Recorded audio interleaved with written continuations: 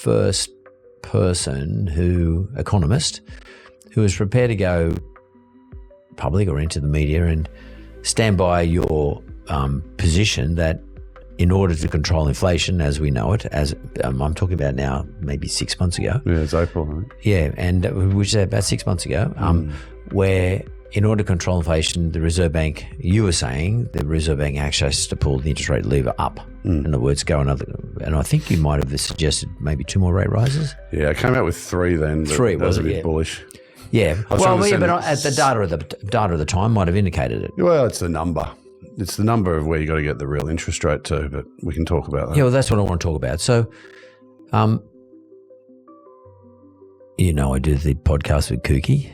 Yeah. And we've had Chris Joy sitting in there. So Chris Joy is in your camp, or Chris was. I'm not sure if he still is. I bumped into him yesterday. I should have asked him, but Chris did put out a note on Coolabah about prior to the last meeting, I'd say a week or two prior to the last meeting, and said that the Reserve Bank needs to put the rates up again.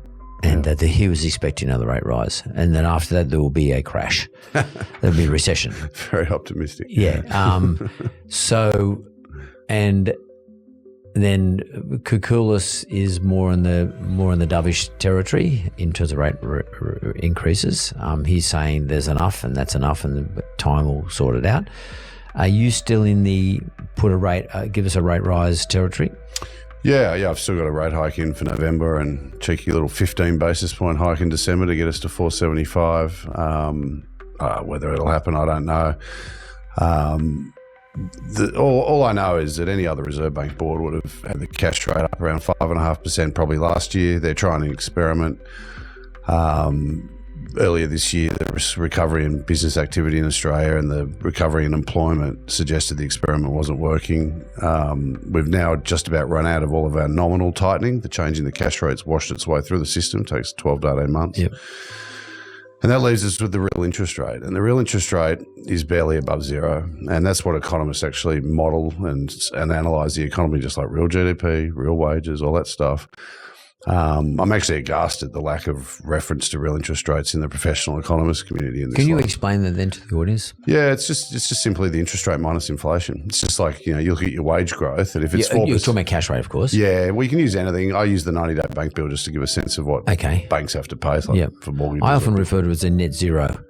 I refer to the real interest rate as net zero. So that's the cash rate minus inflation. And that's about where it is now and has been for the last 6 months. But just everything. Our economy is 80% services. So everything from your dentist to your chemist to your vet, it's all of this stuff that we mainly spend our money on. And it's why it's regarded as domestic, because it's not internationally traded, it's local, and it's happening everywhere. And it's because money was so cheap and there was so much fiscal stimulus. And to be fair, our government's doing a little bit better on this front, but in Europe and America, they're just pumping money into these economies with massive deficits.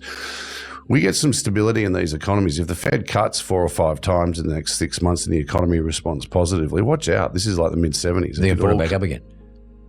And that's, if you look at the history, that was the disaster in the late 70s. So, look, we're very vulnerable to that because we didn't even get up to those levels. I mean, think about the Fed. They're going to cut next week at the end of September, and they can cut then 3 more times before Christmas.